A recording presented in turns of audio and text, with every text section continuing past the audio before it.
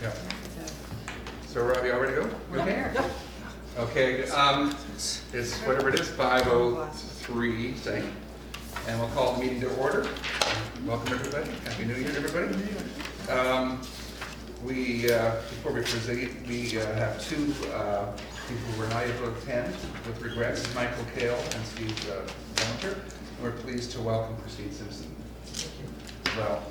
So it's the opening of our meeting. We'll now proceed to approval of the agenda, which is in your package. Is there any late items or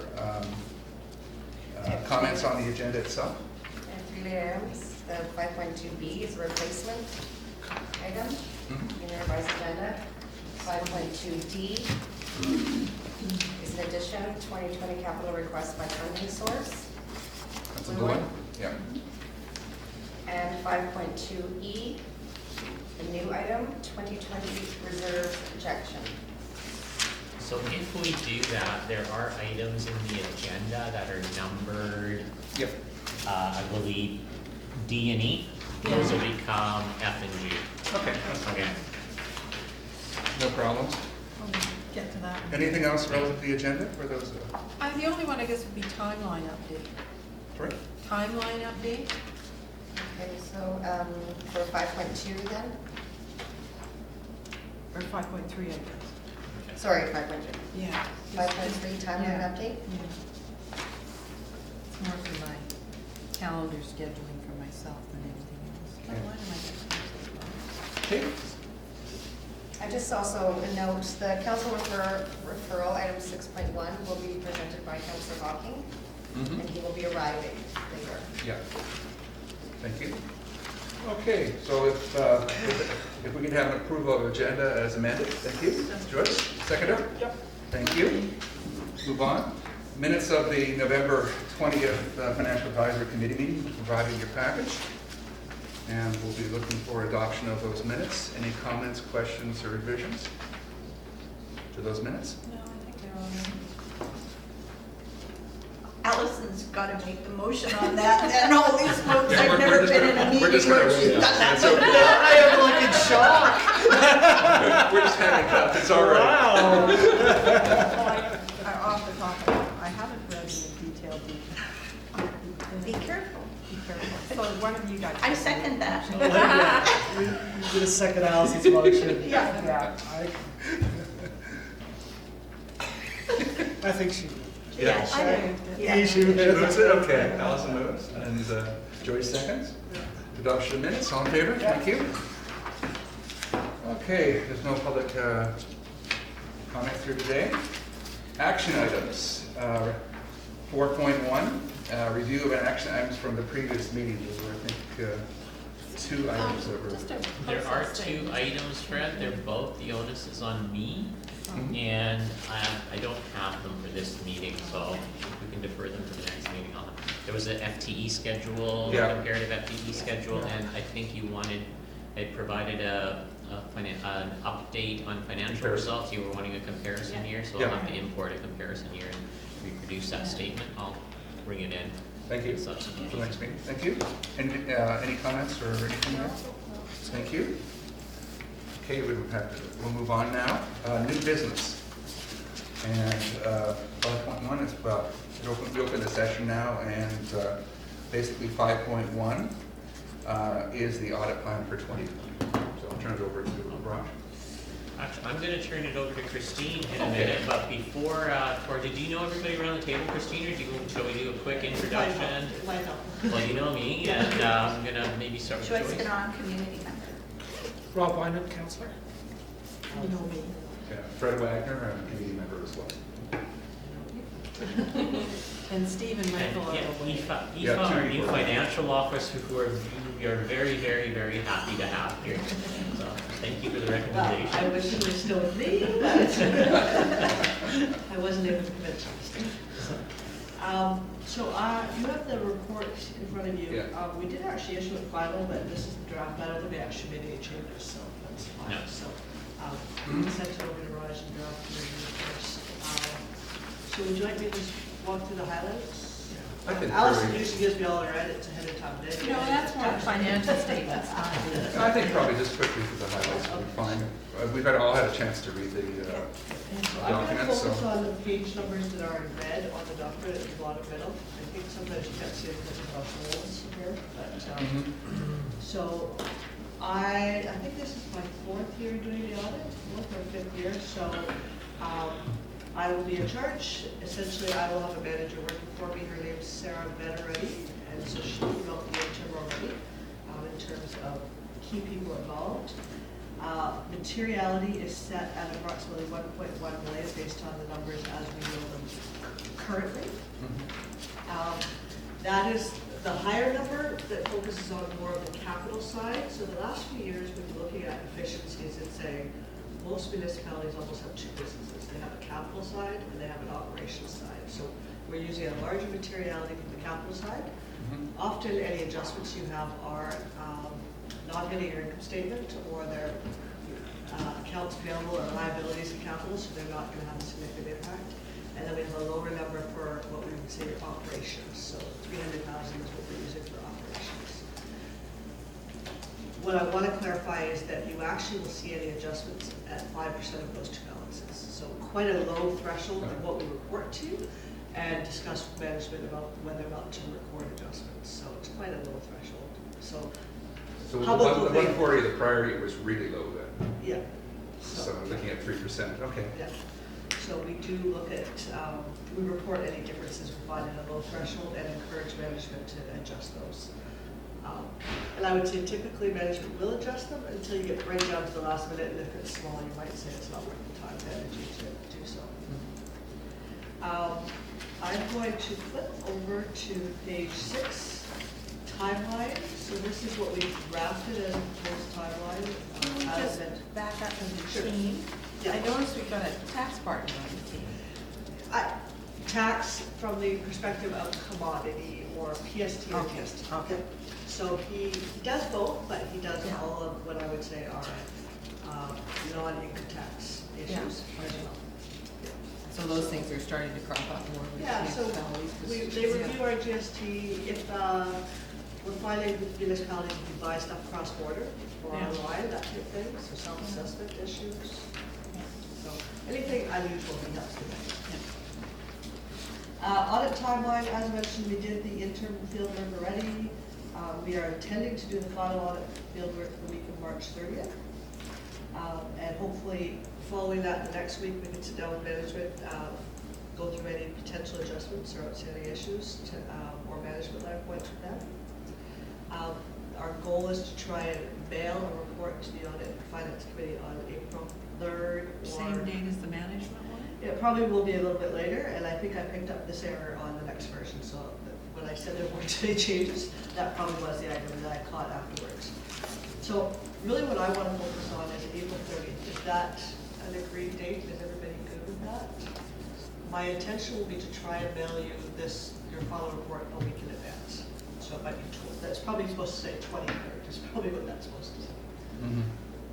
So you'd be looking at a meeting around April 30th. April, or on April 30th? On April 30th, if that works. And I don't know why we picked that date. Did you typically meet on Thursdays previously? Yeah, I might still be doing my tax return. Yeah, I don't know, we haven't really set dates for meetings for 2020, so You know what? I think we'll include that in the schedule, what we do. Okay. I can't do the 23rd or the 24th. It's the 30th, she 30th. said. Yeah, 30th. so Yeah. if you were thinking about the week Yeah. before, I'm good on yeah. 30th. The room's But free. the 29th to 30th is fine. If we could do that week, it would be great. Yeah.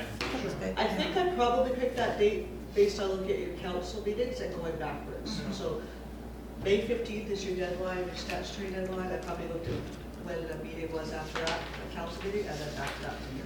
Yeah, there's a council meeting on the 11th of May. Okay. Yeah. So we'll work with staff to try and work it that week. I think we can just jump on the 30th. You guys are okay? If you send out the invitation. Yeah, We just I'm- have the I'm other two available, members, so just in case. There's at least 4 of us that seem to be Yeah. available. so.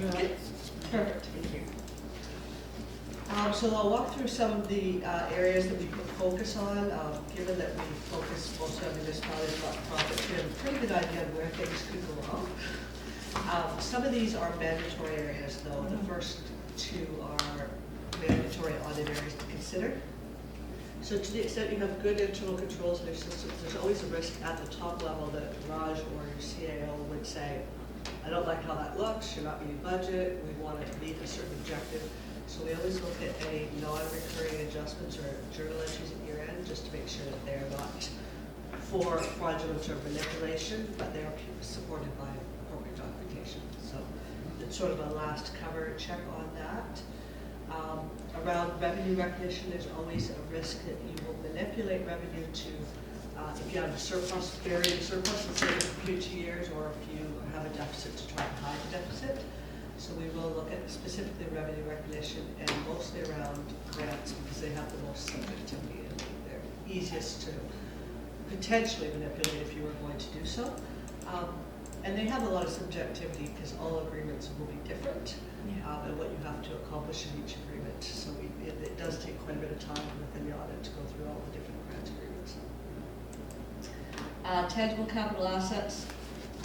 We're always sensitive to the fact that if you've got a new project, in some cases you're replacing something. So are you writing something off, are you disposing of something?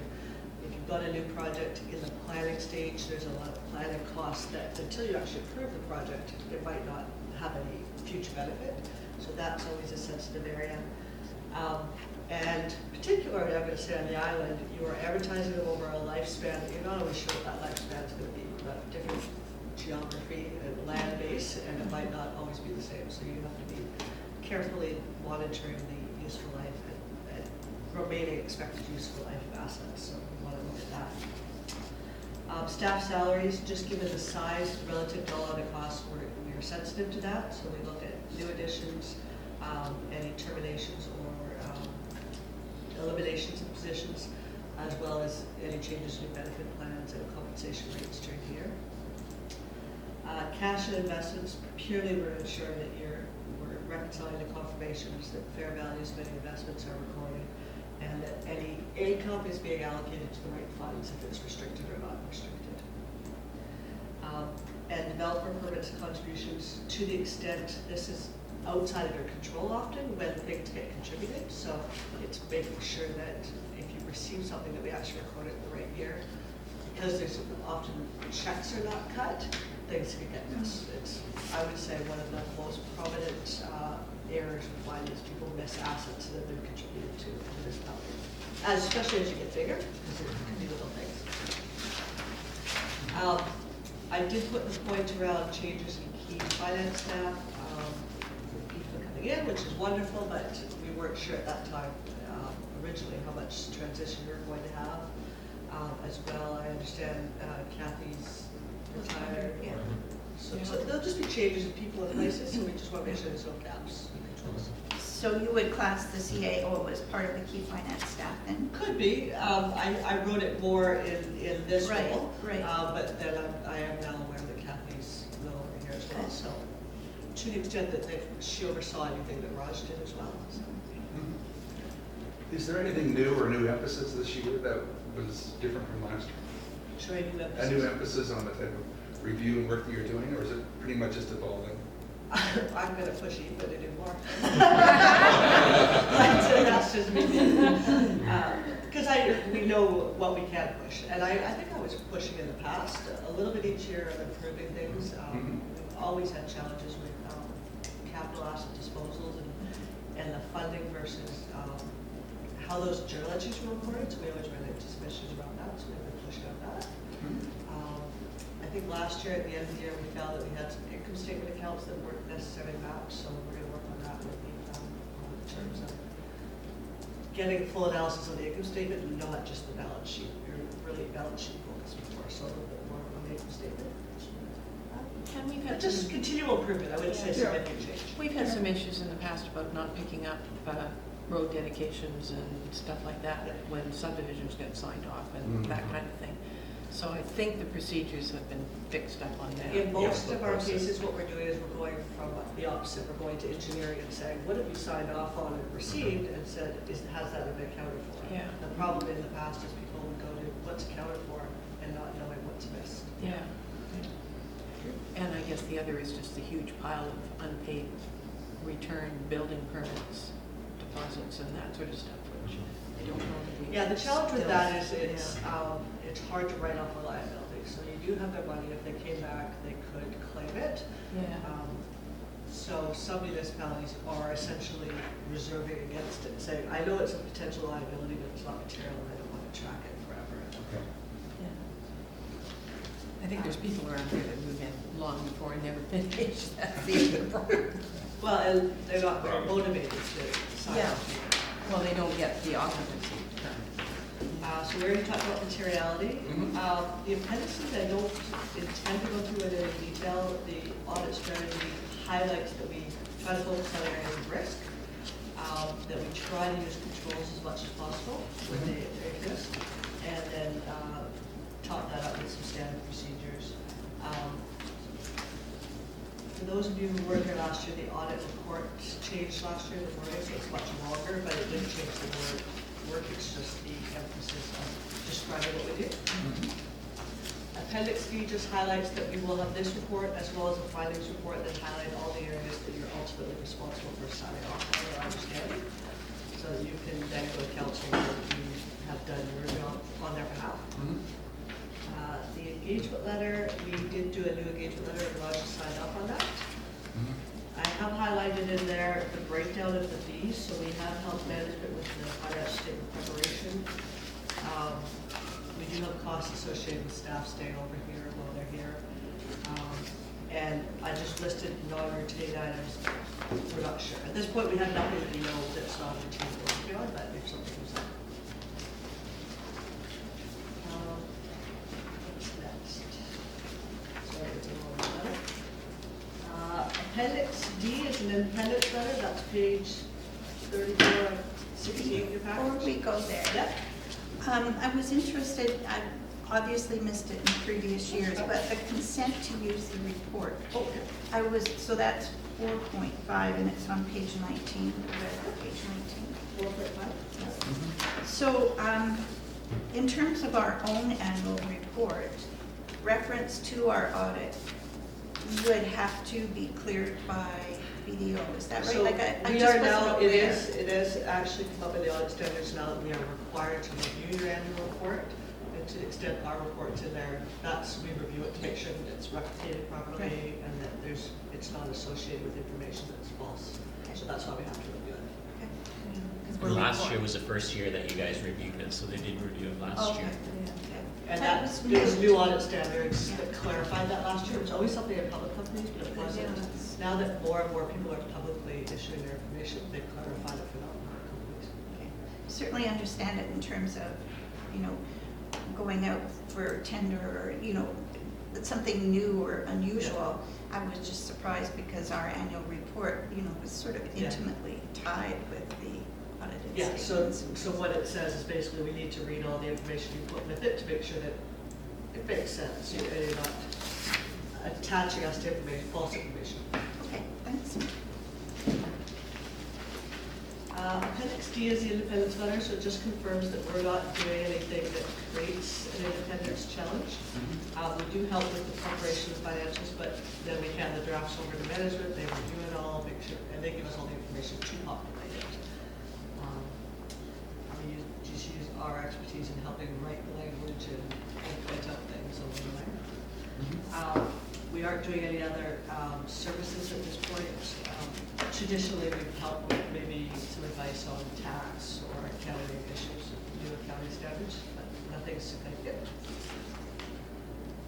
And even when Raj told me around help with the role, that was part of the reason we thought it would be better for EFA to do it and not us to try and be accountants and auditors. It puts us in an awkward spot. Appendix F is the responsibilities. I won't go through that. That's consistent with previous years. Can I just ask one question? I think we brought it up last year, a discussion around risk management frameworks.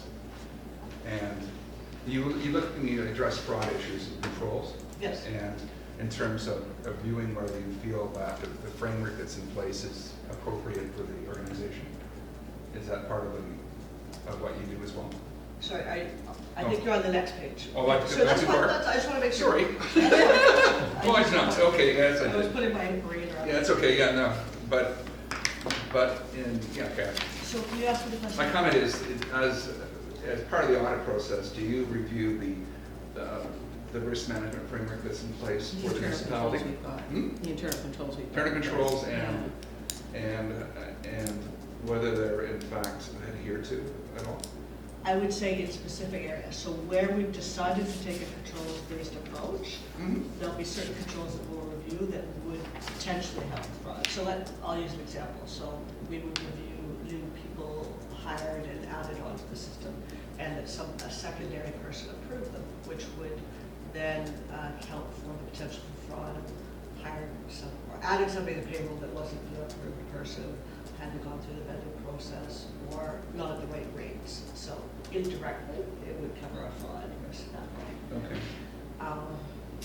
The whole fact around the purchasing side that we review, that somebody else reviews invoices and checks. So it's a process review. It's a process review. Yes, then. yeah, and the key controls within that process. So we won't necessarily test all the controls, Mhm. but we might go to the key part where Raj reviews an invoice and a check and all the support to make sure that the purchasing manager wasn't in collusion with somebody That's else. fine. Yeah. That you're doing the proper process for purchasing and not just Yes. going to the preferred candidate that's the friend. Yeah. The challenge we have in some areas is it's much more efficient to do a substantive audit, let's say around cash, to get a confirmation, and we might not look at as many controls as you would like us to do, because you're not paying us to do that, Yes. essentially. I appreciate that. Okay. What about the risk management side of what I'll call insurance and property insurance? I would say it's a negative review, so we would look at council meetings, and by the fact that we look at your insurance expense and your prepaid, and if it went up or down, we'd say, well, something missing. So it's not, we don't actively go and check that all Yeah. those things are there. Good. Thank you. So I'll just remind you on that page that, and to the extent we find anything that suggests or that we know is fraud, we'll bring it to your attention. And in reverse, that it's a committee and council's responsibility to bring something to us if they're concerned, so that we have the opportunity to look into it before we sign off. So we're not signing off and then finding out about something. So you said council, so should we be asking council if they have any issues that they are concerned about that they want the auditors to look at? I'm just thinking. I think that's a great answer. I mean, the other answer is if you have a good counsel and you know that they would bring something to you, then Yeah. I mean, it's, I it guess might be we- a reminder to them if there is anything, if we've reviewed the plan, if there's anything of concern from an audit perspective you'd like us to do more. That's part of today's goal, is that if you said, you know, we're doing a traditional audit, but I really have concerns over here and I don't think you're addressing it enough, this is your opportunity to say that, Mhm. but also to say, if there's something you're really concerned in the process and you don't think, It might be a Not good point to bring comfortable. forward to Yeah. council. I think that's something that we It'd can be nice to do. have that extra. Yeah, for that sure. recorded. Well, I'm just thinking like the Allen's Trust, I remember they actually, because there's a finance committee and then there's also, the trust council has actually got a letter from the audit, you know, they all got a letter asking if there was any issues that they were concerned about. yeah. So I would make it broader than just fraud and say fraud as well as any other issues that you Yeah. want us to. Yeah. Okay. Yeah, that's a good point. Just bring it up at the next closed council meeting. Sure. And Appendix G just highlights other resources, so really what we want to highlight is if there's something else that we need help with, come to us, even if we can't do it, we can help find the right people to do it too. If you've got IT issues, if you've got risk management issues, et cetera. Mhm. Appendix H, I don't plan to go through in any detail. I will highlight the one standard that you probably will need to do some work on in the coming years. I think it's, well, next year, I get my years mixed up, is asset retirement obligations, Oh, I was reading about that, which is on page 35. So essentially that standard puts in writing, I would say that that was always there indirectly, but it puts a specific standard that says, to the extent that the municipality has an obligation with a third party to retire an asset at the end of its life, Mhm. and I say most typically this is a lease arrangement, so I was thinking about this on the way over here. You lease this building, correct? Yeah. Let's just say I doubt that this exists in the lease, but if the lease said at the end of the lease, you need to take all the improvements on the building, that would be an Leave it in the obligation condition have you to do. received, got it in, yeah. That would be an example of something. The other thing is that, so it's an obligation to a third party. So there is an obligation under the Environmental Standards Act that asbestos has to be removed if it's potentially going to harm people. So to the extent you'd have to remove asbestos out of any of your buildings, that would be a liability that needs to be recorded. Now, that's if we've got a period in the building. If you've got a period in the building. Okay. So you need to figure Don't out think we've got when you think it would be Yeah. removed and record the discounted liability. Okay. What about things like abandoned pipes or, So we'd have to go back to say, is there something, a third party that's gonna force us to remove this? So with the province or with a landholder or with somebody else gonna force you to remove it? so if we just rerouted a water main and left the old one in the And road? it's your land It's and our you're land, no gonna- issues, yeah, okay. Yeah. So it all ties back to an obligation to the third party to actually do it. And then the contaminated sites, we've dealt with that one. Yeah. That's So the challenge in this standard is in the past, there was a tendency to say, like, I'm gonna put this in the public sector environment. There was a tendency to say, I don't know when I'm gonna do it, so I can't estimate the number. And the language now says, make your best guess, and we'll have to adjust as we go. You can't just cop out of it by saying, I don't know when. So you've got a new audit step this year to read the lease and see if we have any. So, yeah, I will say my health authority days, they'd say, I don't know when the government's gonna give me money, so I don't know when I'm gonna do it, and I'm not gonna report it. They're not allowing you to take that approach. All the other standards are so far out that I don't wanna talk about them because you'll forget about them before we come to that stage. Or they're very conceptual, so until something happens, there's nothing to fuss about at this stage. Yeah, that public-private partnership one is really interesting. Yeah, but even then, I would say, that's something I did a lot of work in my history on public-private partnerships.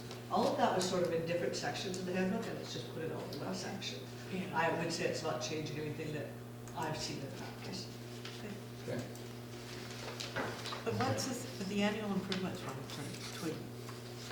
that's nothing to do with maintenance and that kind of stuff? No, that's just them every year look at PSAS and say what needs to change. Over the last few years, they've had a lot of, because it was a very standard around municipality, provincial government, the federal government, and now it's a lot of public sector organizations, so a lot of change in the language where it was too specific. And now we've got more entities following. Like indigenous governments and the language and all that. Other than that, I don't think there's anything that. What's financial performance? Sorry, what page are you on? I'm on 39, concepts underlying financial performance. Oh, that's an exposure draft pending. Yeah. But is it on measuring whether we're performing well as a municipality? Is that what their, like, standards for performance auditing? My understanding is it's actually taking what is one or two sections of the handbook and making them much more expensive, so I don't think the concepts are changing, it's just a lot more language to explain.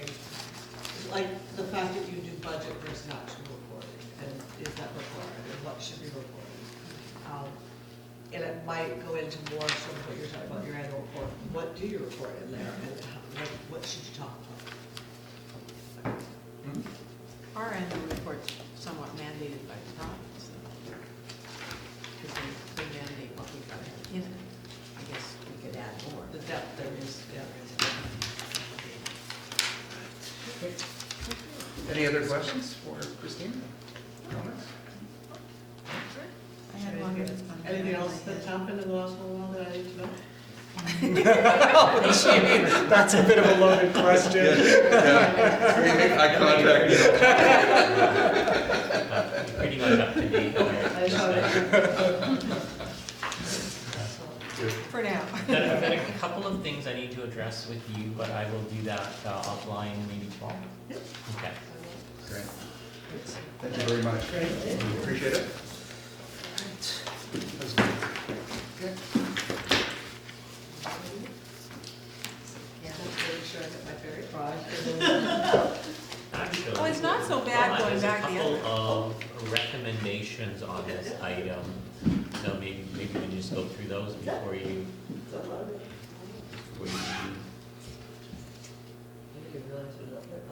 I thought you said you didn't have a PowerPoint. Pardon? I thought you said you didn't have a PowerPoint.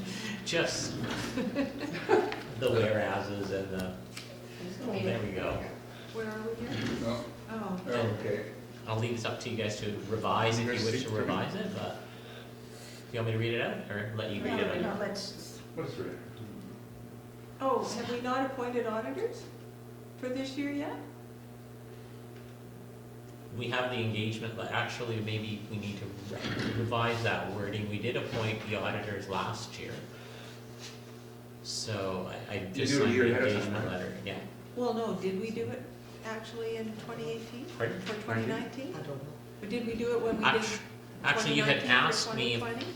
we wanted, I remember this discussion happened, but I Yeah. don't know It's exactly. usually when you approve the financial statements. that's when do you appoint the appoint auditor next for year. the, Well, I maybe believe we just- did appoint them. Well, maybe at just to that cover point. it off, we should say that the Finance Advisory Committee recommended council that BDO continue. as the municipal's auditors for the fiscal year, be appointed as auditors for the fiscal year ending December 31. Now, 2019? Because that's the fiscal year we're dealing That's the with. current Yeah, period. that's the current That's right. fiscal year that And we're so when we auditing. approve the financials, we'll actually do the appointment for next year. or Yeah, I recommendation. mean, ideally, you This would would want to just- do the appointment for the 2020 audit sometime in Probably. 2020. You would do So it we when do you it in would, typically April. you would do it when at the May 30th meeting after Yeah, Christina yeah. reviews. And at that point last year, the audit committee did appoint, or did recommend to council that BDO be appointed for the following year. So Okay. this, For 2019. this wording here is just based on the engagement letter, actually, that they continue, just for clarification. So you need to- Never mind. So moved. Second, thank you. All in favor? Thank you. Yep. Done. Thank you. Like, let me go. Yeah, Thank you we- so much. So whenever we do that final thing, yeah, Yeah, I think I. we'd recommend I to raised it. council, and then the Yeah. council would do the appointment Yeah, under this arrangement. And if anything We're an comes- advisory committee. you know that's that. correct. And everything was fine in the pre-audit work so far? Yeah. And if anything comes up in the council meeting, just let me know. Or if any of us think of anything. I had another question which came into my head and went right out. Really? Yes. Thanks so much, Christine. Thank you. Oh, I know what it was. David's coming. I've been reading some of the stuff about recognizing our green infrastructure and our I can't remember. Like your Natural intangibles? Well, it's the natural asset capital accounting. Yeah, so nothing's been approved. in this. Nothing's been approved, so it's still, So the concept around that is to the extent that you've got, let's say you have water, and it's something you could sell and it's got value, or if there's assets that are not recorded on your books, but they're natural assets, Yeah. could you record them? So there's, people are exploring that. yeah. I think Gibson's has been doing, recording their natural capital. Okay. Nothing we have to do. Nothing you have to do. Good. Okay, Thanks. thanks. Thanks, Christine. thanks a lot. Safe driving out the bell. Thank you, Emma. Okay, we'll now move on to new business 5.2. 2020 budget pressures. Ron, I'll turn it over to you. And there aren't any, so there's no issue, right? There aren't any. Really? There are Everything's wonderful.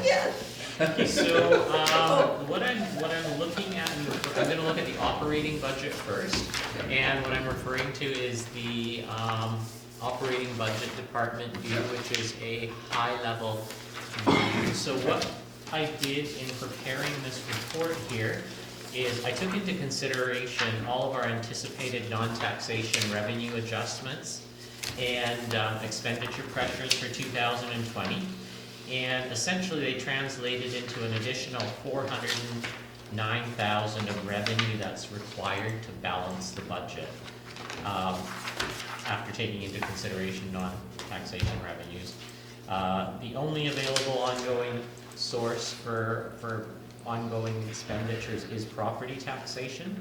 So the $409,000 cost pressure translates into approximately a 7.5% property tax rate increase. I'll go over the cost pressures in just a minute. And that's indicated on the second to bottom line in that schedule. You've got the 409,300 with the 7.5% property tax rate increase. So in addition to our operating expenditures here, a large pressure on the municipality is the waste and recycling costs. So council was very closely involved with Glenn Skurum, our interim director of engineering, and myself in reviewing the upcoming contract pressures on the solid waste contract, and we are near signing an agreement. Essentially, in principle, council has agreed to a contract with Waste Management Services for 7 years. That contract will have no annual inflationary increases. It will be flat for 7 years. It provides for provisions for it allows a contractor to provide capital improvements that are required on their part. Overall, generally speaking, from the Director of Engineering, he had recommended moving forward with that contract. Costs on that contract will probably be, I guess you can't directly compare them to the cost of service if you were to go to West Vancouver, because as Bowen Island, we are unique. We are an island. We have to transport our waste off the island and stuff. So contract rates are higher in comparison to what somebody living in West Vancouver or Lions Bay would pay. Essentially. The other thing on that is not just the transporting it off island and the time it takes to do that, which I figure is a minimum of 3 hours and probably closer to 4. Sure. Is we're not, properties are spread out. It's not Yes. I efficient. agree. Yeah. It's not Topography, efficient, yeah. it's flung all over the place, and it's not easy to just drive in a big circle, you've got to come and backtrack. And so Yeah. there's lots more time spent picking up probably than Yeah. for the same number of houses that you would have in West Van or North Van. Yeah, Sure. thank you for adding that, Allison. And the other thing was, what we did, what I just wanted to point out, I don't think we've looked at it at this committee, but We the did. public themselves are very satisfied with the level of service that Bowen Waste provides, and there are no reductions or changes in service anticipated in the new contract. So she will still be providing the 2 special waste days and limits on garbage, and recycling will be the same as they are right now, so the levels of service will remain the same. The contract does have a provision for, so what we had talked about at this meeting before was the composting study that came into play. And so there don't appear to be any, the study is not complete, but in reviewing progress on the study to date, there didn't appear to be any short-term solutions that would contribute to a change in service or reduction in costs. And then there's probably other cost implications that will have to be reviewed. But what the contract does allow is if a change in service were to come about as a result of something from the composting study, we can revisit the contract to adjust it for those changes in service that would be implemented. Yeah. So the composting study has been the contracted person, they've reported, but it's being reviewed and some other things being tidied up and added. So, because is that report going to come to this committee because from the financial aspects of it, of, comparing what's Once that report is complete and we receive it, I can bring it to this, I think this committee would have an interest in Yeah, looking I at it. know we will did the bring it to last this time. committee. I mean, some of that's Okay. dependent on whether Yeah. in fact the report indicates that it's an option Yeah. that could be considered, or whether it's just not gonna fly anyway because of technology or other issues, Yeah. which would fall outside the committee, right? Yeah, But I There'd be have to say, several- with the brains yeah. around this table, we often take a different look Yeah. at even the financial considerations, so I would like to see it. I would like this Yeah. committee to review it no Okay. matter what. Once it's complete, we'll bring it to Yeah. this committee, And or once we receive it. that's, the previous one that we looked at, there was certainly a very different viewpoint looked Okay, cast on it versus, Yeah. okay. Yeah, I think one of the things, the role of the committee has changed as it relates to the Okay. contract, which is fine, council's taking its position. I think it's the fact that it's a 7-year contract that has a number of implications for the operator as well, which I think will be positive for the community. The variable will remain tipping fees and such like that, and there may be consideration that, from a cost point of view, if there are particular users that contribute unusual volumes of material, that may be something considered where that's looked at from a cost recovery point of view somewhere. does the So- contract stipulate how much they'll pick up for green waste and stuff?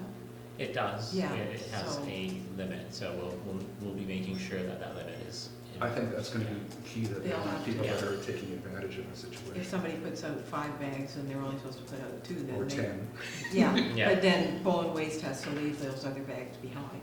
I just think it has implications overall. But interestingly, when I was looking at it, because we pulled the tipping fees out of the Mhm. contract, so we're gonna pay the tipping fees. I was gonna mention that, yes. Yeah. Good, all right. But it's Yeah, only, yeah, that's that's right. it's only makes a difference of $100,000. The Oh, tipping really? fees are really insignificant in relation to the cost of the whole operation. Really? Yeah, Oh, I didn't, okay. yeah. Which, you know, even though the tonnage is going up, the actual tipping fees, yeah. they're Okay, that's related to the interesting. whole- Yeah. But the tipping fees, the fees themselves went up quite considerably. No, actually, the No, tipping no, fees what- did, what they is- were proposing to go from, I believe, $95 to $120 a ton for green waste, Mhm. and they landed at $105 Oh, okay. per Okay. ton. Okay. But And- I was talking to Glenn the other day, because I said, okay, Okay. have you, Yeah. you know, what's our risk with tipping fee increase and how much really is Yeah. it? Because by taking the tipping fees out, and he run some numbers, and it's a minuscule. Okay, I thought it was substantially higher. Right. That's The Yeah. large, it's- I believe the large increase was in the number of like the volume went up, and so as a result of the volume of green waste having gone up from 5 years ago, significantly tipping fees went up from before. Yeah. But that, with the volume going up, it means more trips to the Makes sense. mainland and Sure. stuff as well. Yeah, I think, So- but a 7-year contract to provide real stability. Yeah. Well, it gives them the That gives them- stability gives them to an buy the opportunity. new equipment that Yeah. they need. That's right. And the big win was, they were initially looking for an inflation adjustment every year, and so they actually backed away from that and left it flat for the 7 years. So Okay. that's Mm-hmm. actually 2% compounding saving year over year over year. Yes. So what I'll do is I'll go over the, I've laid out the percentages by the departments, but in terms of the real cost pressures to the budget, like the 409,000, we have our capital renewal and replacement policy increase, which was the equivalent to a 1% tax rate increase to increase the amount of funding that we put towards the reserve for the capital replacement and renewal of assets. So that is that is $81,000 of the 409. Mm-hmm. Almost a little bit over than half of the 409,000 is due to salary adjustments, and I'm gonna break them out into pieces. So we've got the, Are we looking at the sheet that you're talking? I will provide you with this, Oh, these okay. are my speaking Okay. notes, so you Okay. can make No, notes as that's I go fine. along. I didn't want So, to make notes. okay. If you So- give it to me. So what we've got in the salary adjustments total of just over $200,000 a year, increase. Of that, 55,000 is a result of the 2.2% consumer price-based increase for staff salaries, which is policy driven. We had a compensation review adjustment done in 2018. If you recall, and we had come to this committee with that, and what that compensation review highlighted was staff positions across the entire organization. Well, staff positions across the entire organization were compared to other comparable municipalities, and overall, there was about $120,000 gap between what the consultant said should be compensated to staff in comparison to what staff was actually being paid. We were able to address almost $60,000, half of that gap last year, without affecting a property tax rate increase.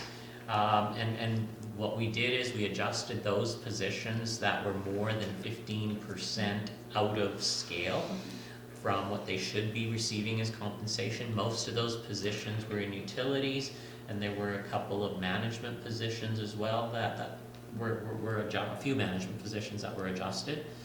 And this year's increase, like of the over $200,000 increase in salary, $66,000 is adjusting the rest of those positions' salaries. And what we're doing is what the compensation review came up with was a pay grade / step grid. So each position is designated at a certain pay grade, and then depending on the years of experience, step 1, step 2, step 3, step 4. So there's a 4-step grid, and essentially that is what dictates the scale. So what that $66,000 will do is bring everybody on that grid to the level that they should be compensated at in comparison to the review. We also we recruited for a director of engineering this year in comparison to a manager of public works. There was an adjustment to the fire chief's position when we recruited for that position that wasn't included in the budget. And the superintendent of public works responsibility and pay as a result was also increased, and those 3 position adjustments resulted in $68,000 cost pressure. And the library is compensation adjustment salaries are outside of that, so the library is also like adhering to the pay grid structure and adjusting their salaries is another $32,000. So that's about $221,000 in salary adjustment costs, which are part of the 409, 7.5%, so almost half of that. So this is probably an inappropriate question, but I still have to ask it. So it's fine to talk about pay grids and Yes. levels of experience. That's given the assumption that the person that's in the position has the qualifications to be in that grid. Or is it if you get the job, you get paid? I would like to know the answer. So the way that works is if we were hiring somebody in and they were fair, so we've got 4 different grades within a pay band. So essentially, if you were taking up, using Aoife as an example, so she may be at pay band 22, and it'll be step 1, step 2, step 3, step 4. So if Aoife, in her experience coming into us, was fairly junior, we would put her at step 1. And then on her anniversary date, pending a satisfactory performance review, we would step her up to step 2 on an annual basis. When she got up to step 4, because it's a 4-step pay grid, there would be no more annual adjustment. She would be at the maximum of her pay grade.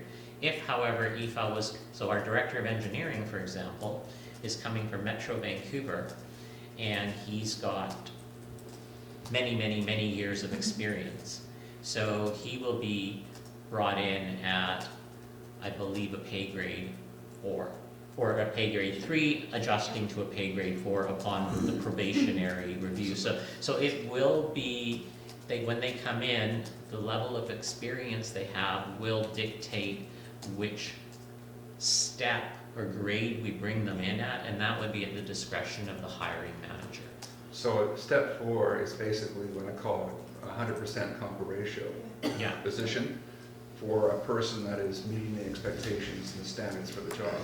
yes. So for exceptional performance, is there any provision for, or is it just Beyond that, there's no. simply guided Yeah. by the, Simply Grid. guided by that pay grid, and what we Okay. would do on an annual basis, when we talk about this 2.2% increase, we would apply it to the grid going forward rather than to individual positions. okay.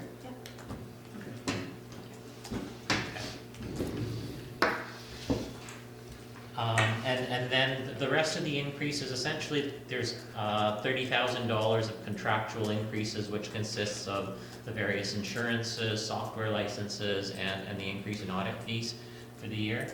And then also a number of provisions for maintenance, for example, tree removal through ditches, pit toilets, the disc golf club that came on, there's a maintenance fee associated with that, there's teen center maintenance costs that have increased, and there's probably about a dozen of them, and they total a request of about $43,000 a year if I put those individual requests together.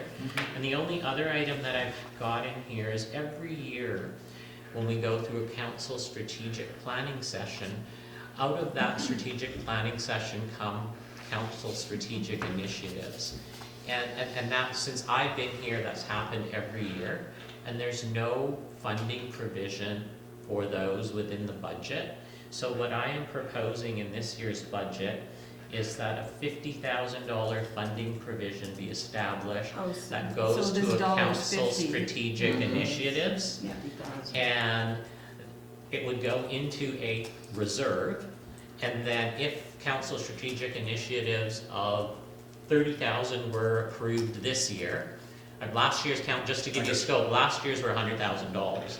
But that's what council would be working within, and then that money would go into a reserve, and you would fund the council strategic initiatives out of that reserve.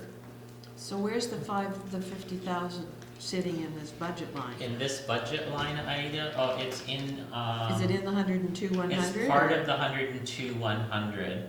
So the 102,100, what have I got in there? Well, I guess I'm thinking if you're putting into Yeah. a reserve, then the 102 would be the draw out of the So- reserve plus what was left from last year. It's partially what's left from last year's, essentially. So what's left from 2019, you're gonna pop into the reserve. And then what it'd sort of be like the road So what I'm talking, budget. yes, exactly. Whatever is left over and didn't get used will go into the reserve, Yeah. plus this annual $50,000 contribution. And then we'll take money out of the reserve to fund the council strategic So initiatives. the transfers out and in aren't shown on here then? At this point, the Yeah. 50's just added to what was left from last year, so you. I have to take a look at that, Allison. I'm gonna give you clarification. I've forgotten what that is. I had an explanation on that. 102. And is there an expectation that council will operate within that financial limit? Well, we can't spend it if we haven't budgeted for it. Okay, good. And they get very tired of Unless me we can saying find it that. somewhere else. Well, one of the other things that I'm looking at is currently we don't have, essentially there's no pot of money. The annual council strategic initiatives vary. Sometimes, in some years, they've been about 48 to 50,000. Last year, they were quite high. They exceeded $100,000. But when we get to it, I'll come back to it, but we do have a operating reserve that's got some monies in it. And I would recommend that we repurpose that for council strategic initiatives. And so in addition to the annual $50,000, whatever balance is left in that reserve, be repurposed. It's been sitting around, it's called I'll come back to it, Allison, when we're So that looking would at be the a reserve. one-time, blanking me on That would be a operating one-time, reserve, yes. and not something for future, okay, Okay, and I'll Okay. yeah. I'm good. I got it. So essentially, that's the $409,000 pressure in operating costs. So what I am basically asking on the operating budget side of things is that the Finance Committee receive the information from the Chief Financial Officer with respect to the operating budget, which proposes a 7.5% proposed increase in property taxes and a 45% increase in the garbage parcel tax. Therefore, be it resolved that the Finance Advisory Committee recommend that council instruct staff to proceed to public consultation with the proposed 2020 operating budget.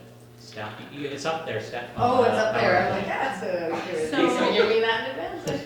And what percentage increase is this? 7.5 Plus the waste and recycling. Plus the waste and Waste. recycling. You're talking for the So you average don't person think- about 11%. You don't want to run this, Yeah. you don't think it's politically correct, expedient, I don't know what the right word is, because it's so much higher than previous years of running it by council first? I mean, is there anything, if they said, no way, we're freaking out at 7.5? Somebody told me Port Coquitlam was, or Coquitlam, wherever Brad, which Coquitlam Brad West in, I think it's Coquitlam, or Port Coquitlam, is, they were coming in at 0.5%. Well, this at Coquitlam, at 1.5%. Yeah. So my comment on that generally would be, Coquitlam probably has other fundings, Yeah. other non-taxation funding sources available to them, such as casino revenues. Their new construction is probably a lot higher than ours.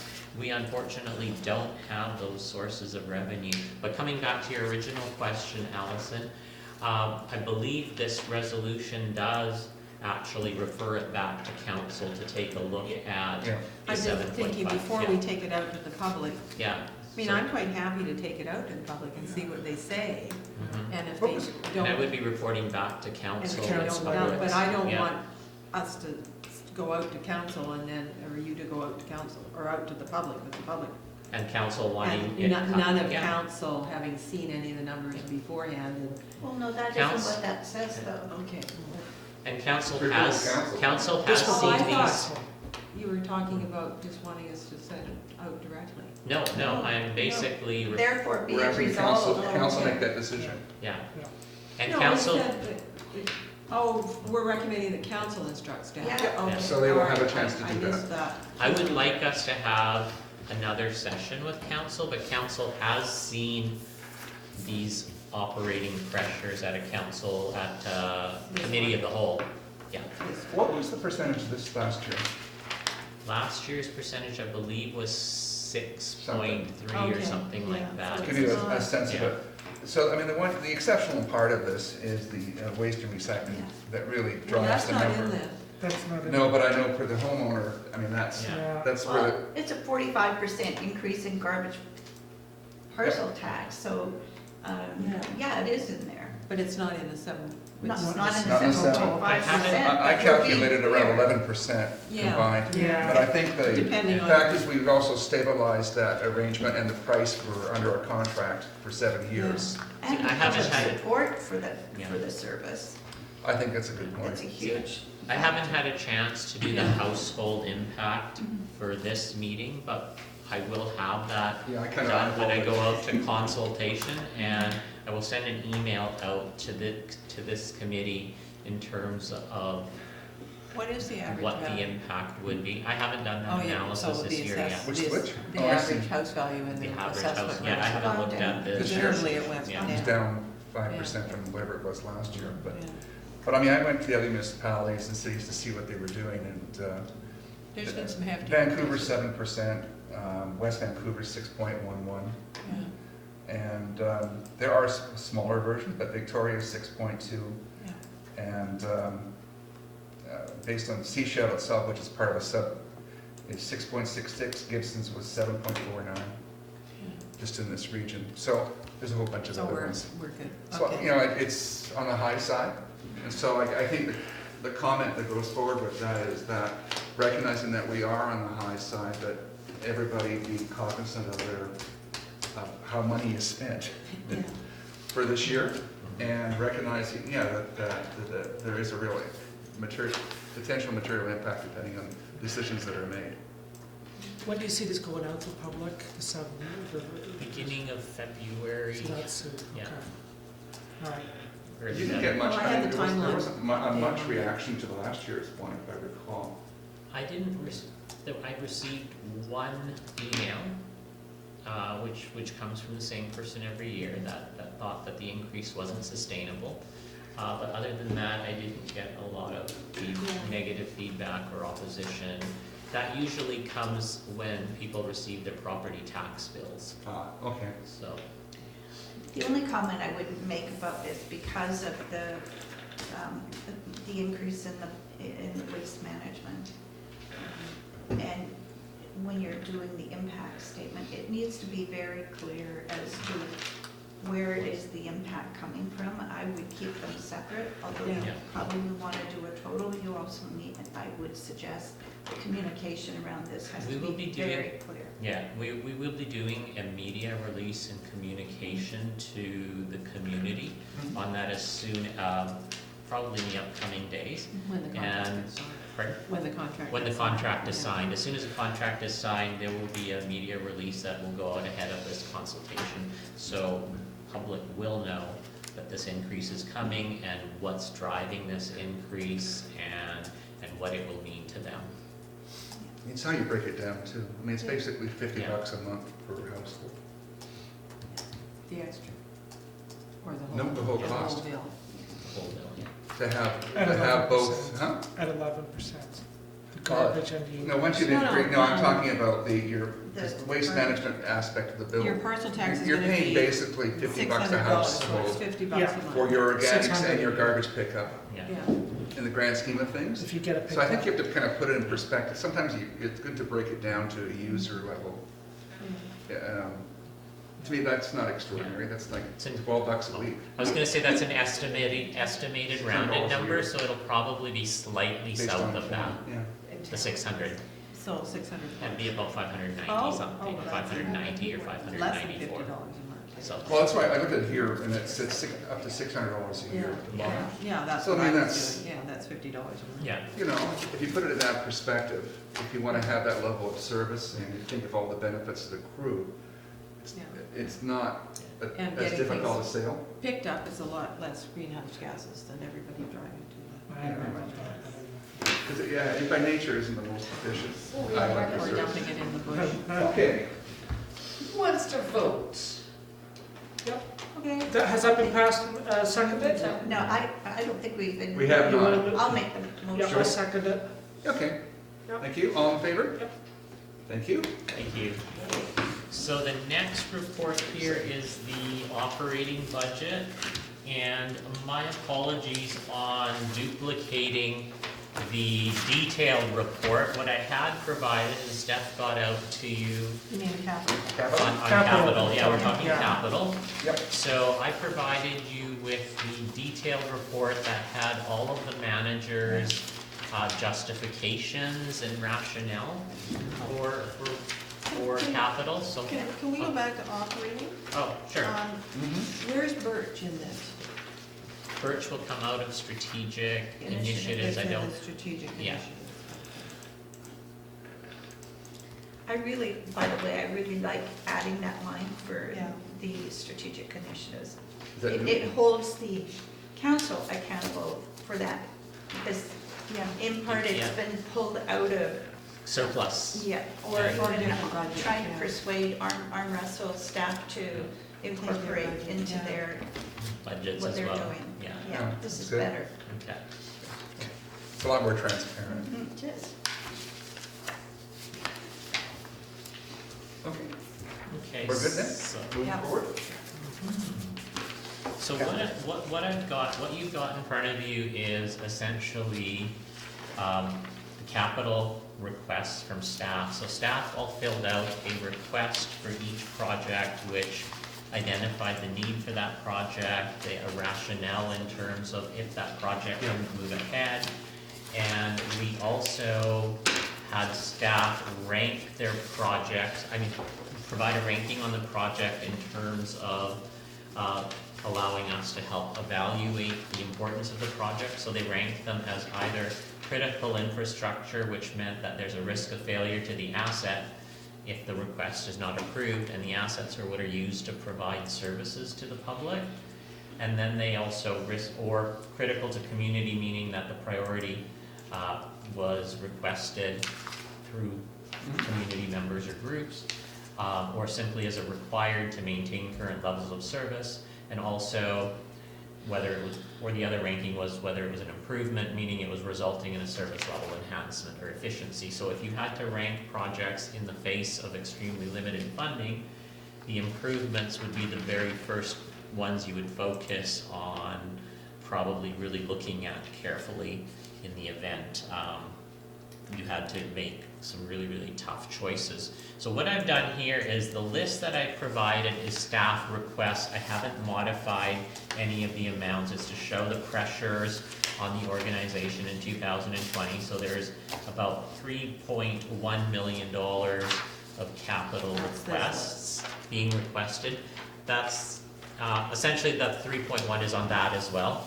All of them total the same. If there's a clean sheet like this one, which just has the projects, names, then there is the one with the details.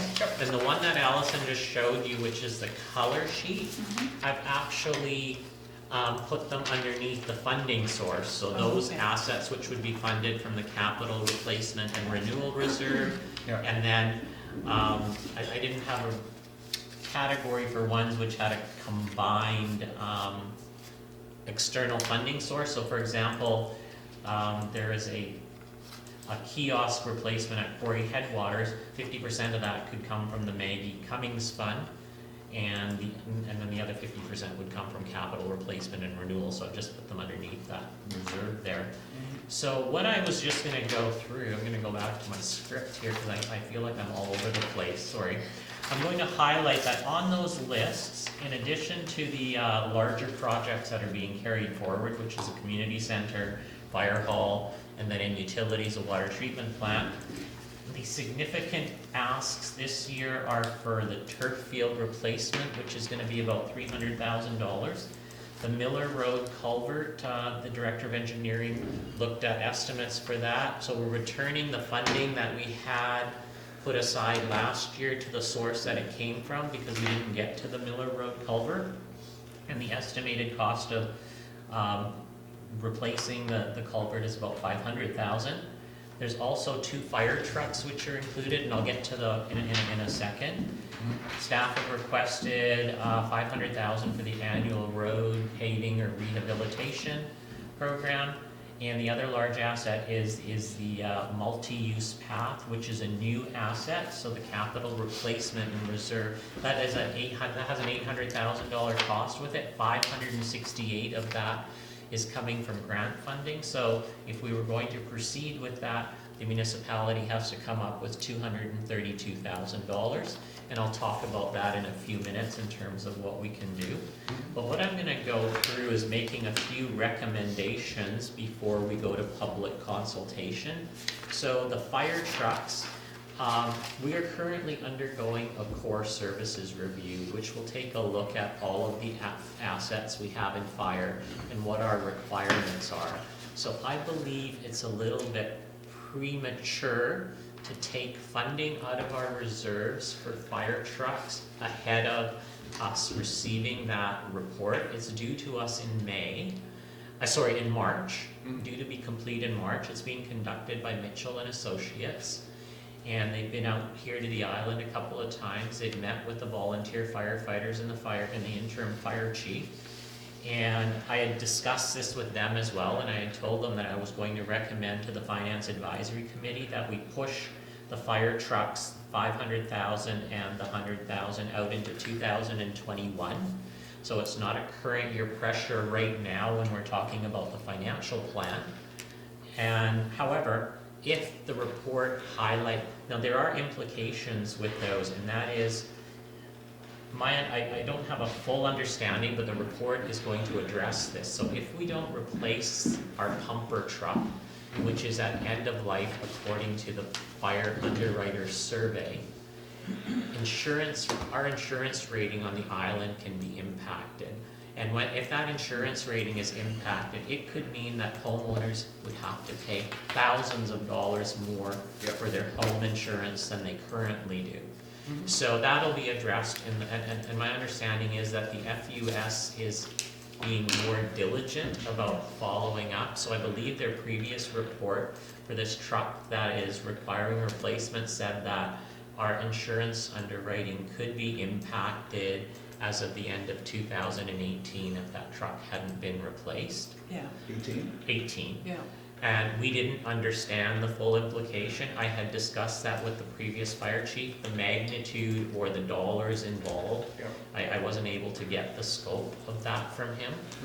So that is something that I believe this core services review is going to address, and will, out of the findings of that, we'll come up with a strategy for the And it replacement isn't of that we those don't have the assets. money, No, it's not that we, and we, because we do yeah. have it in the We do capital, have we the do have available a- funding. We do Okay. have Yeah.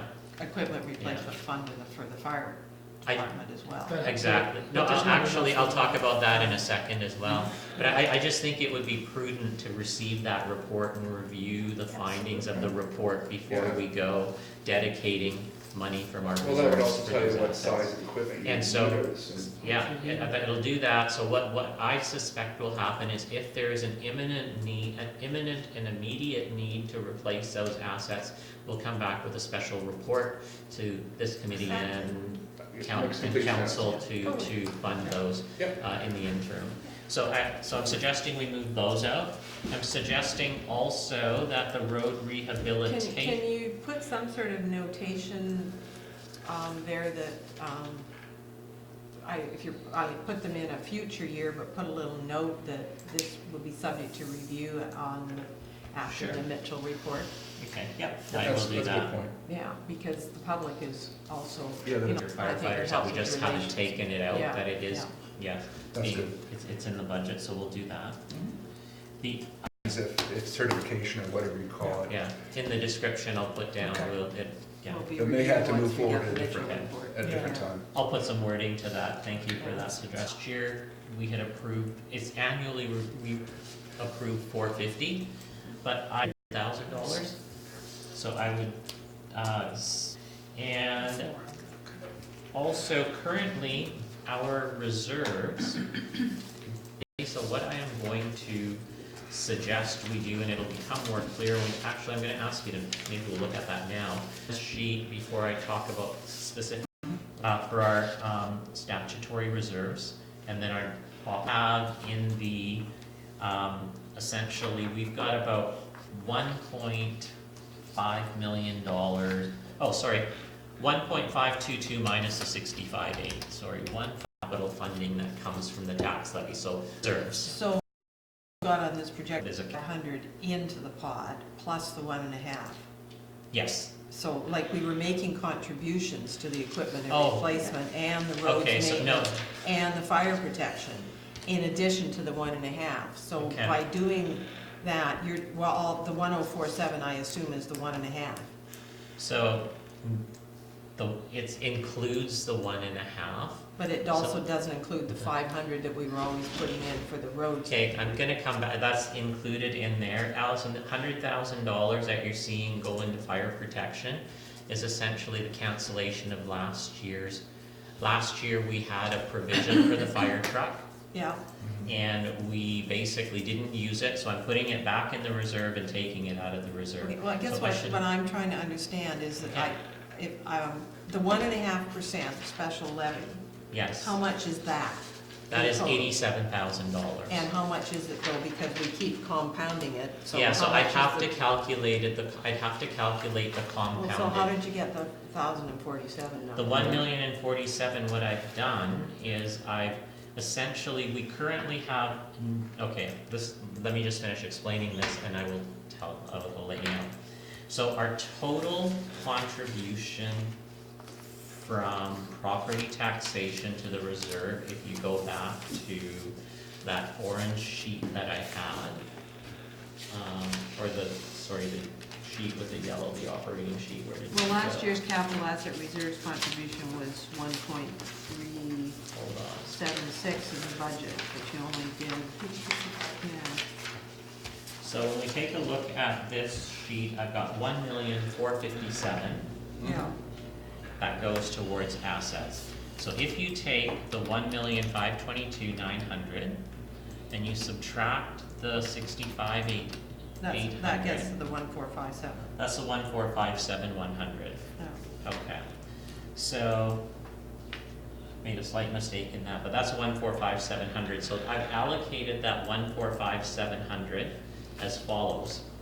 I looked at the alternative transportation reserve. I'm putting $300,000 of that 1,457,000 into the alternative transportation reserve. The reason I'm putting $300,000 there is the transportation projects like the network, the pedestrian network, the multi-use path, any new assets do not have a funding source.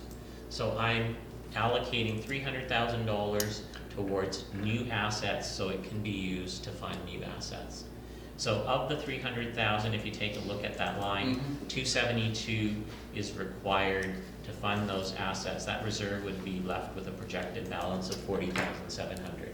Now going back to how I came up with that 1,047,000, Allison, so I took the 1,457, 300,000 was allocated here. I allocated $100,000 to the fire protection reserve, which I really didn't need to do because that's coming back from council reserve, and then whatever was available went into the capital replacement reserve. So the 1 million is a balancing number. There's also a $10,000 contribution that goes to the public art reserve out of those capital funds as well. That's a policy driven contribution of 10. Okay. Sorry, am I kind of, do you Well, yeah, guys but I'm still understand what thinking I? we're shortchanging ourselves. Because last year you put into the reserves the budget was 1,376. Yes, But I haven't got the 2018-19 continuity schedule, so I can't check that. And you said that another $87,000 was the, so that- 80, yeah, there's an Yeah. increase of 80,600, and it's that increased amount that That's the one. needs to go into the capital renewal and replacement reserve. So each year, whatever we increase that contribution by needs to go in. So for example, if the increase from 2018 to 2019 was, you can tell by looking at that schedule, sorry, 1,376,500 minus 1,328,100. So the increase from 2018 to 19 was 48,900. The increase from 2019 to 20 is this 80,000. I'm just going to round it for now. So the minimum that needs to go into the infrastructure reserve, which is what you're getting at as a sum of those 2 years, would be $120,000. However, I mean, we've been increasing that 1.5% every year for a few years, so I have to go back and do a calculation and figure out what the increases were Well, yeah, because to we started ensure. off probably in 2009, at 1.5% a year. Yeah, so So- I have to go back and do a calculation to Just ensure that I am putting straight- enough into the Straight capital. multiplication at 1.5 a year, just straight 10 years, Yeah. that's 11.5%, right? But it's compounded, so it's gonna be 15 anyhow. At least, yeah. Yeah. So I have to go back and take a look at what the compounded impact of those increases has been so that I am making the right I'm making at least the minimum contribution to the capital renewal and replacement reserve. I feel confident that I am making more than the minimum contribution, but I have to do that calculation. This may sound like a really stupid question, but do we have a policy on the maximum that we can take out of our reserves? Or do we have a policy on the minimum? Like, I guess where I'm going is, are we really spending money that needs to be spent? And I guess the other is, some of those policies, bylaws, or all these statutory things are set up by bylaw and saying the money can only be used for certain things. So I don't have I can see you wanting to roll them into the capital replacement and renewal, but I think until their future contributions go into that, but until those things are wound down. Okay, You I'm might not need to rolling leave them. in. I'm not rolling them in, I am Okay. winding them down, so I'm Okay. using those reserves first, Okay. because those are the most restricted reserves. And then I'm not making contributions to those reserves, I'll be making a contribution to the capital renewal and replacement, because in terms of, the, restrictions, that's got the least restrictions for replacement and renewal. It's for general renewal and replacement. Yeah. It is, but it requires council approval. So coming back to your question, Joyce, none of these reserves, from what I've looked at the reserve schedules, have an annual limit. They have specified purposes for the reserves, but you cannot take out of these reserves without a council resolution, so you require a council resolution. What will be informing us as to the adequate funding level of the reserve is the asset management exercise that we're going through. And we're getting closer and closer. It's gonna take time, but we'll be looking, Aoife and I will be looking at the model with the consultant on Thursday. He's got all the numbers and stuff, and will be handing over the model to us and stuff, so. Good. Will anything from that report impact the current year coming? Would it impact 2020? The report itself, the only impact that we currently have is, I mean, it's not complete enough to, essentially all of the assets that are being replaced should be up for replacement in that, in those schedules in that report as well. Yep.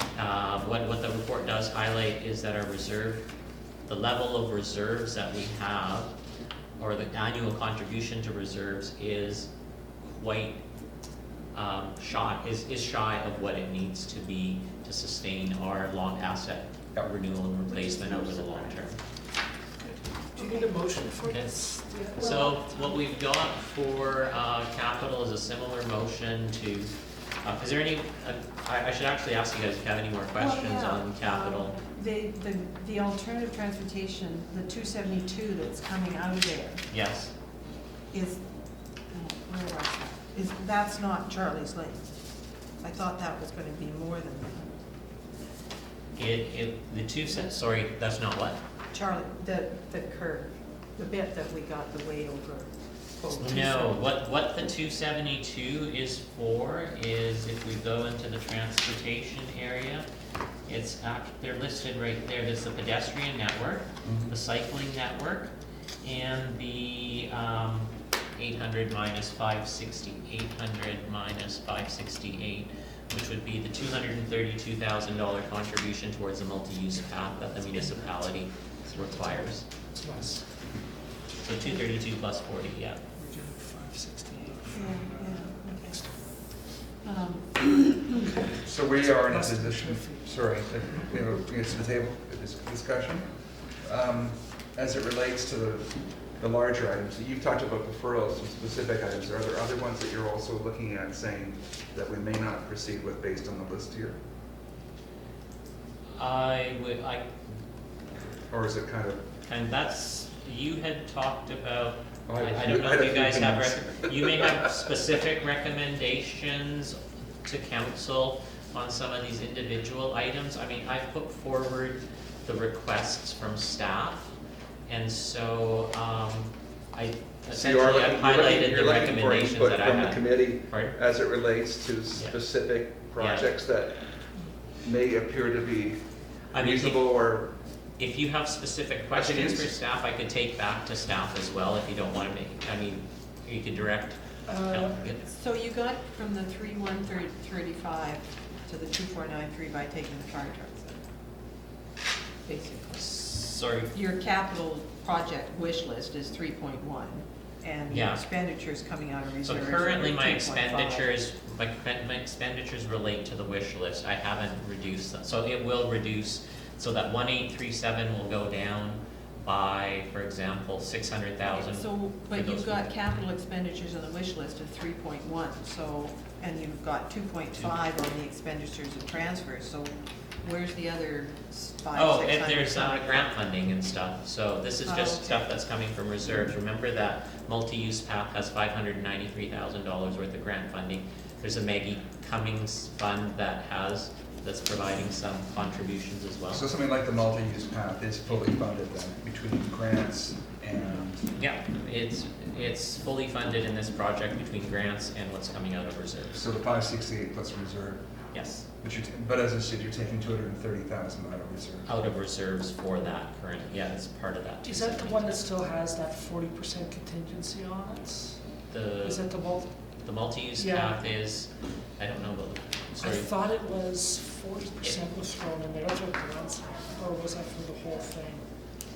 It might be worth maybe noting, the estimate had a contingency in it. and I thought it was like Okay. 40%, like Okay. it blew me away when I heard what the Okay. contingency was. Because it'd be good to know, because if that's the case, then it's zero, basically, because it's 232 is what we, well, 40% of 800,000 is $320,000. I think it would be premature to consider contingencies when you're approving this, because the whole idea of a contingency is your project may go to that. So what we would do is we would take that funding out of the reserve until the project is finished, and then it becomes a bonus to you if you don't use the contingency. I guess my only concern is usually we do 15% like the community center, and I just want to make sure that a project doesn't look like it's way bigger than it really is. It Well, if it's I- 40%, it is. I know, that's what I mean, that's why. That's what And I'm it thinking. could, well, in that particular project, it probably has to do with the risks that you're facing and the uncertainty. Well, you're- That's why they put a high contingency in there. I know the provincial government actually told me that when we did our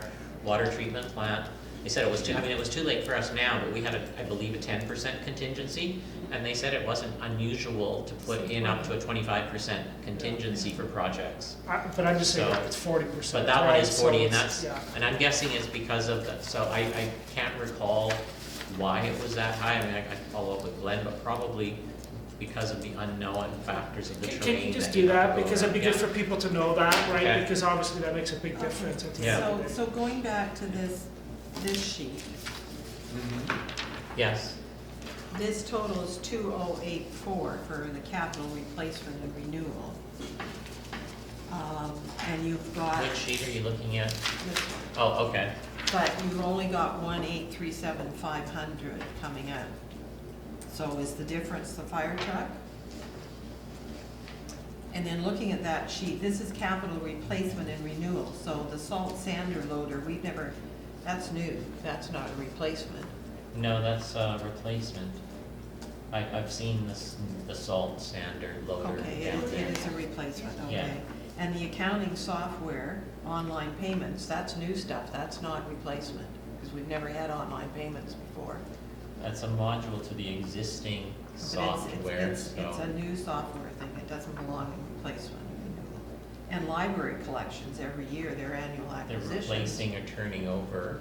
Yeah, but that's a normal annual budget thing. It- I'm just it really comes out of- worried that we're putting a whole bunch of stuff in capital replacement and renewal just so we don't raise the tax rate and we know from what we've seen so far for the asset management thing that we are way underfunded in that number.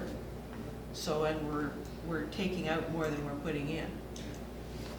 Well, does it not also raise the issue when we're talking about the fact that we are in that financial situation, that each of the projects, we should look at them and say, are they really necessary, right? As well.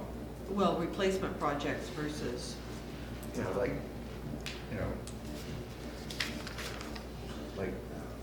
I don't know.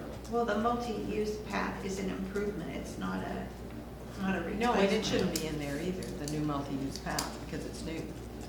Well, that's why it's down under the alternate Alternate transportation. transportation. So basically, Yeah. yeah, so when you're talking about I agree with you, the capital replacement and renewal should be for the replacement of existing assets. Yeah.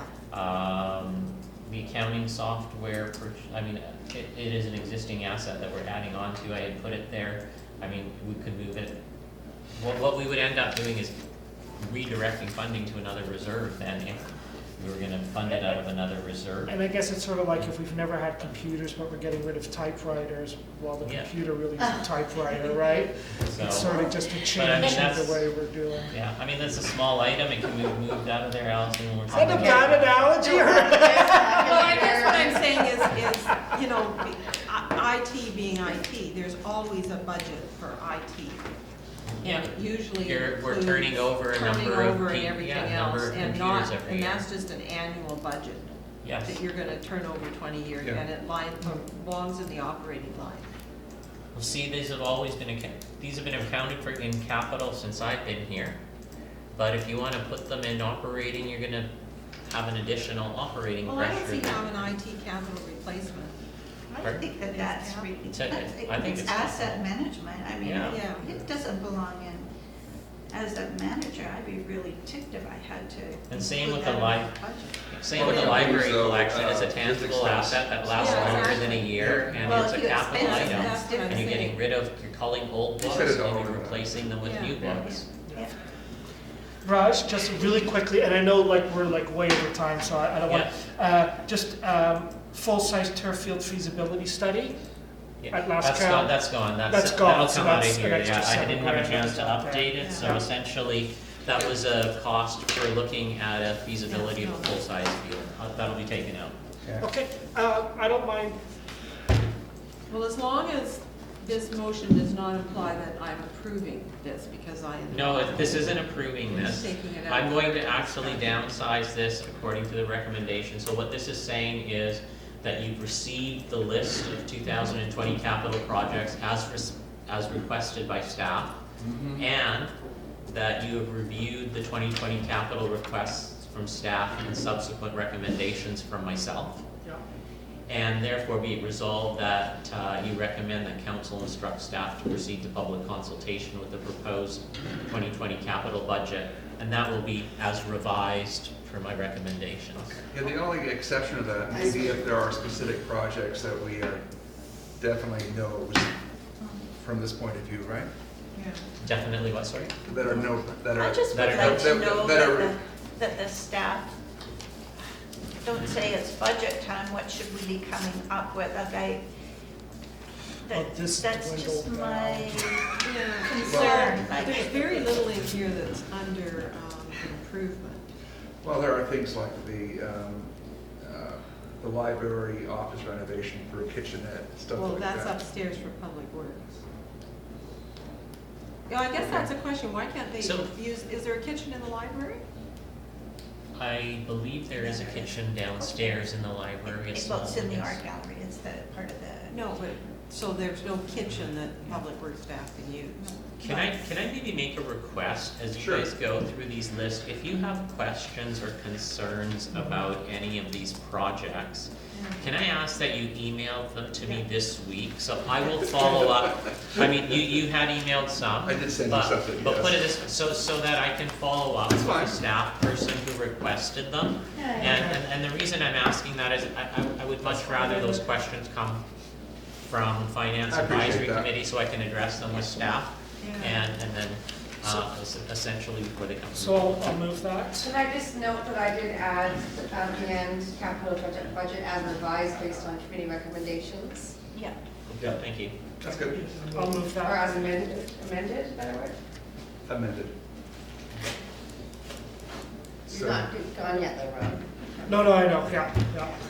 Yeah, I know. so, My apologies if I got a little bit long-winded. in my Motion, personal second? I'll there. second it, yeah. thank you. I mean, We'll provide anything part of the to, process, let's I will get it provide, going. I already sent you Part my of the stuff. process, we gotta keep it going.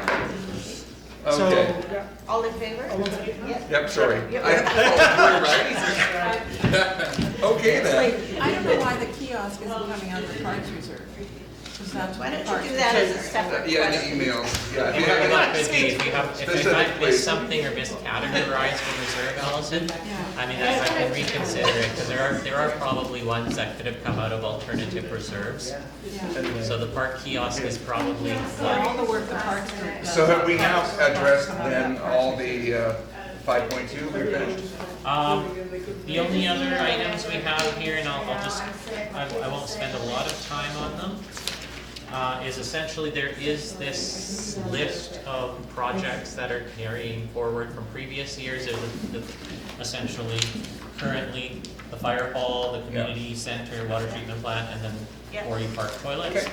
The numbers are there, it's self-explanatory. And Yep. for utilities, I've listed the projects that the Director of Engineering has recommended. Some of these are based on the water LAC studies. I have to meet with him and go through them. It is not sustained. We won't be able to do all of these with the level of reserves within the utilities.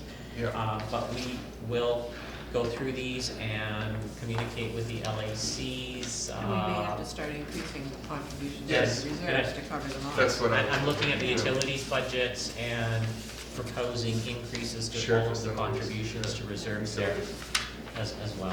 Okay, So, thank you. I think that's the final comment on that. and thank you. Okay, so the You only. have everything you need to go forward? I do, Thank you. and thank you. Next one. Okay. And Thank you. timeline? Oh, timeline, I had Yeah. actually provided a timeline at the council meeting. Let me call that up. I thought it was different than what we had in our minutes, that's why. Let me just see where I got it here. Okay. Sorry. The issue with quorum for the next meeting is following this one. Oh, Just kind of modeling. or are they coming to set? Are we getting kicked out? They will not be coming because they are in the quorum. Just trying to make sure there's delegations and, yeah. Okay. Sorry.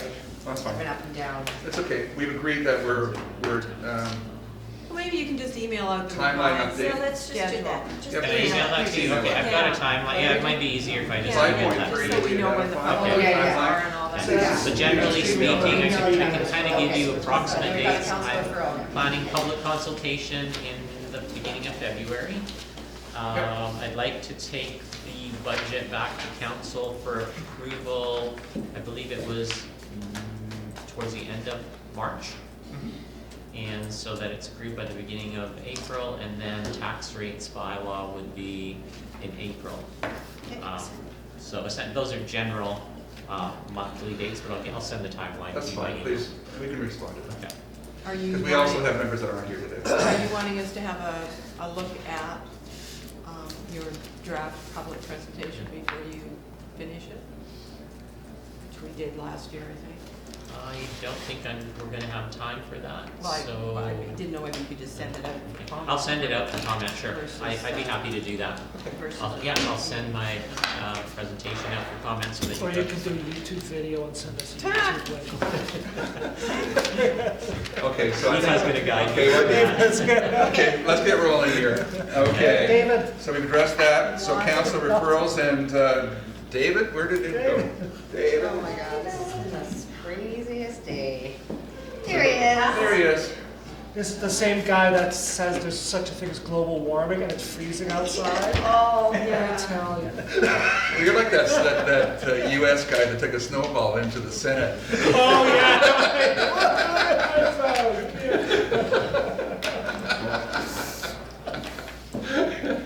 So David, because I've been here for the meetings all day. No, I know, I'm sorry. I was- Yeah, I and was I've here. heard your presentation, I think this will be the third We time. need, Yeah. we need you for a quorum. You're not voting on anything, it's for I'm not. information. It's for council referral. They need to provide comments. Yeah. and information. It's only Oh, 15 I'm sorry, minutes. I'm not staying. I've been here all day, and I've got to drive home in the snow, and Alan's cooking dinner and expecting me Oh, at so that 7. was up at 4. Come on, 15 Oh, you get minutes. brownie points. I didn't think we needed to vote on anything on this. Well, it's just asking for feedback. Yeah, I didn't think it was So just maybe- for feedback.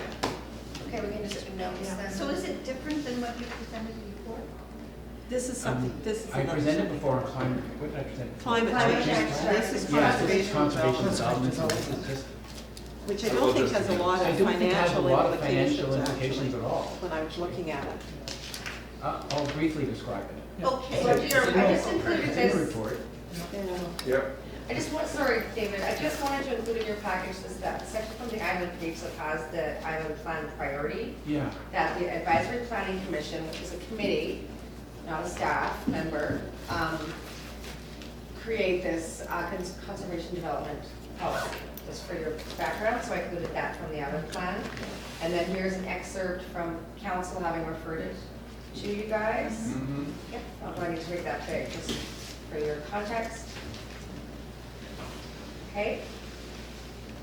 And here's the policy. Go ahead, Councillor. Oh, So during the election, a whole bunch of us talked about conservation development. Gary did, and sort of a new term that we've been coined in the last few years a bit. But basically, it simply means that to do what we can to maintain the island character, that when we have significant rezonings, we look to find a way to cluster the development into a portion of that land, and then leave as much land as we can open, natural, park, or whatever it might be, riparian areas, whatever it might be. So it's a policy, a pretty simple policy to try to move in that direction. And it's just so that if you're doing a rezoning, you first start by looking at the land.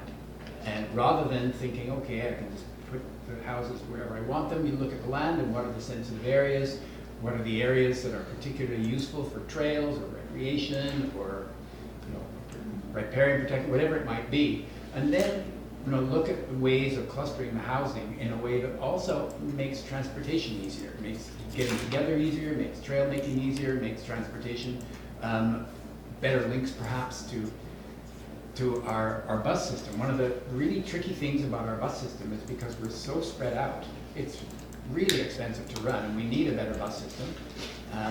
We've got whole sections of the island that aren't covered by it, but as long as we continue to spread all over the place, it's very hard in a low-density area like that to provide bus service. So the idea is by clustering, it also helps the transportation issue somewhat as well. So that's really all it is. From a planning perspective, that's really where the issues are. Is okay, where can you intervene, and how do we do this in a way that makes sense for developers? And so that's the idea, is making sure that that when anyone comes to comes to staff to say, I've got property, 10 acres, we're interested in this and that, then this information is provided to them so that they can see, here's what we're looking for.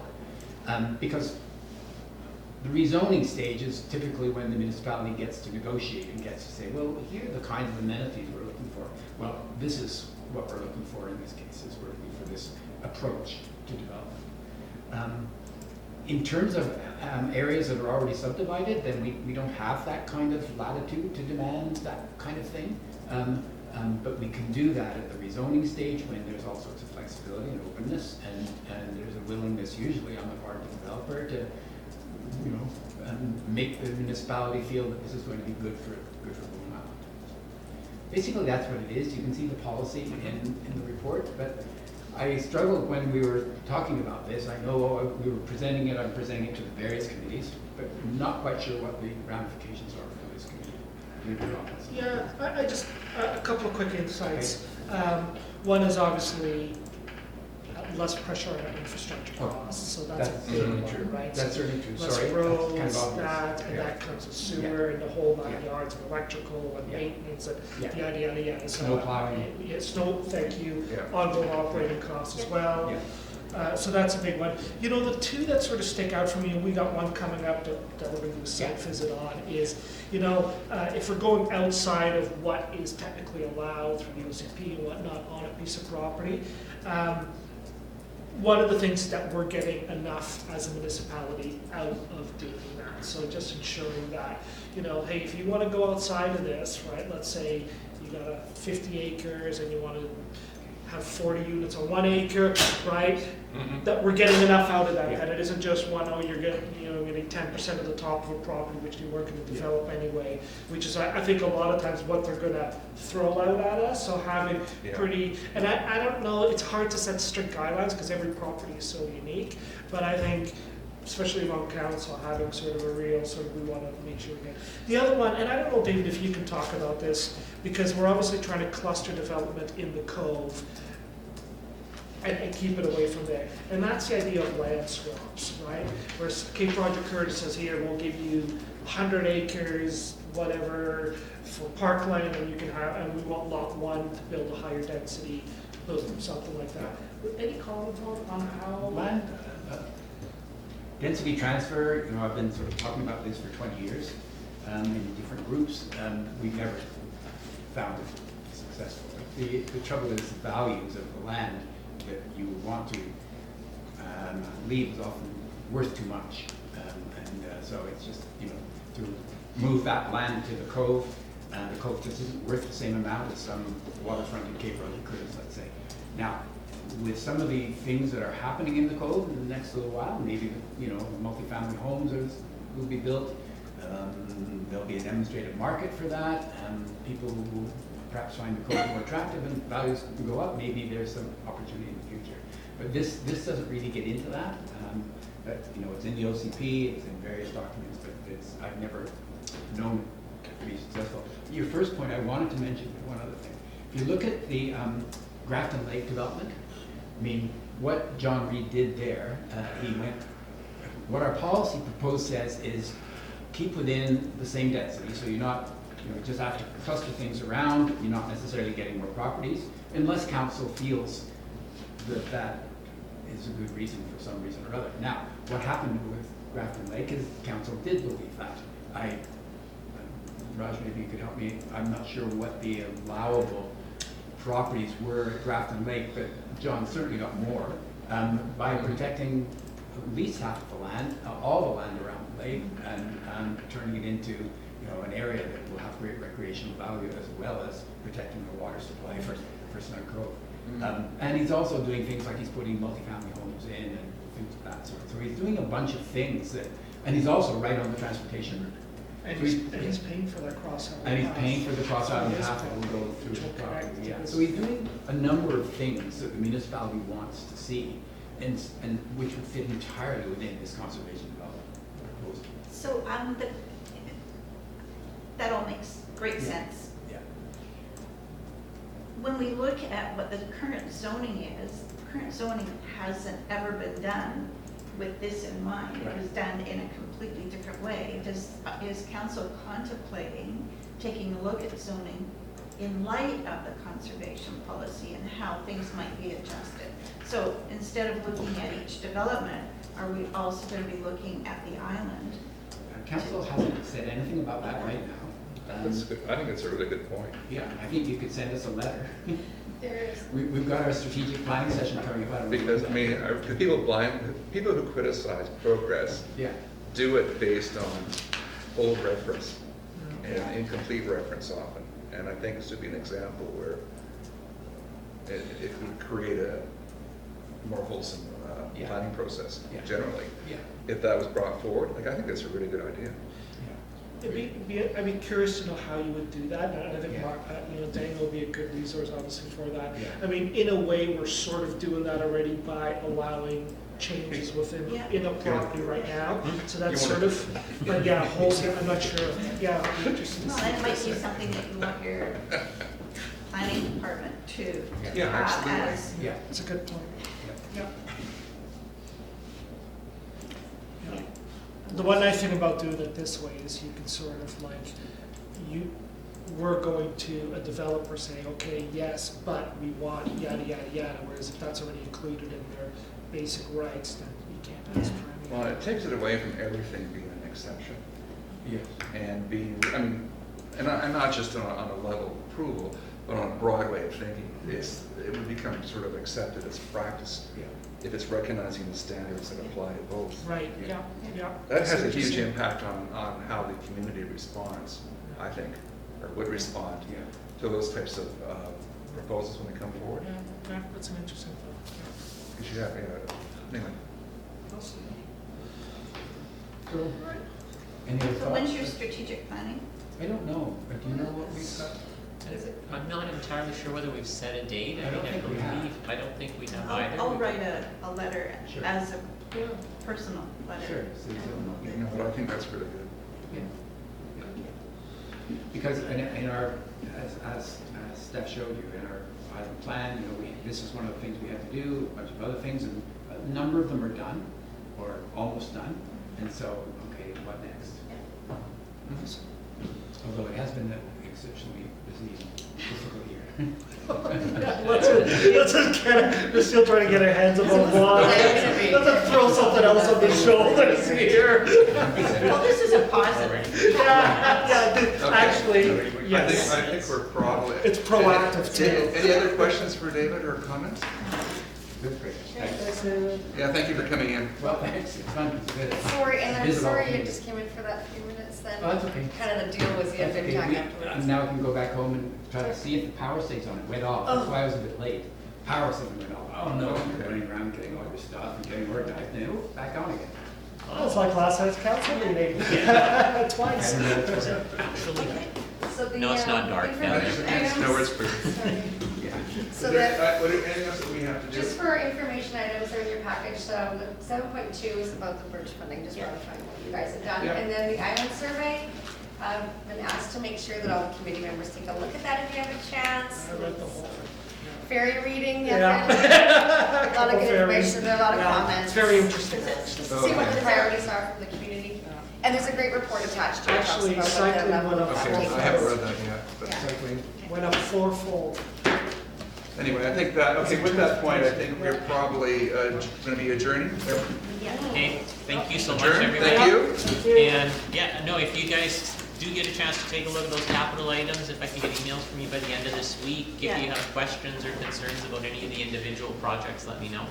Probably, otherwise. I like the way you broke that out though, like you, I think you I talked gave about you this. two different Wow. two different views of the same information, so, So, okay, thank you. As I said, I've already given you my kind of, Okay, 'Cause I had and I'll some follow side- up on those, okay, that's thank okay, you. no problem. I'm dying to know what they are. Thank you, Eva. I was thinking, oh.